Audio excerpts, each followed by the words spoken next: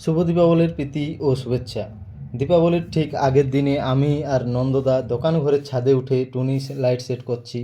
পেটিতে tape আর গুচ্ছ গুচ্ছ তার, চোখে তখন শুধু আলো ছড়ানোর আনন্দের ছবি। এমন সময় ভাইপো এসে হাজির, পেটির ঢাকনা খুলে একের পর এক লাইট তার বের করছে। কখনো রং দেখে হাসছে, কখনো পুরো ছাদ জুড়ে দৌড়াচ্ছে। তার সে ছোট্ট মুখে সেই খুশির হাসি যেন আলোর উৎসবের আসল মানে বুঝিয়ে দিচ্ছিল। আমরা দুজন কাজের ফাঁকে তাকিয়ে দেখছিলাম, ছোট্ট ভাইপো যেন পুরো ছাদের রাজা হয়ে উঠেছে।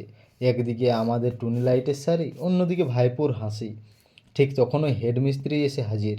একবার চারপাশে তাকিয়ে বলল, ভালোই সেট হয়েছে, শুধু ফিনিশিংটা বাকি। তারপর নিপুণ হাতে তারগুলো ঠিক করে একটা একটা করে লাইট টেস্ট করতে লাগলো। সেই মুহূর্তে মনে হলো, আলোর উৎসব মানেই শুধু প্রদীপ নয়, একসাথে হাসি, কাজ, ভালোবাসার মুহূর্তগুলো সব। শুভ দীপাবলি, সবার জীবন আনন্দে ভরে উঠুক।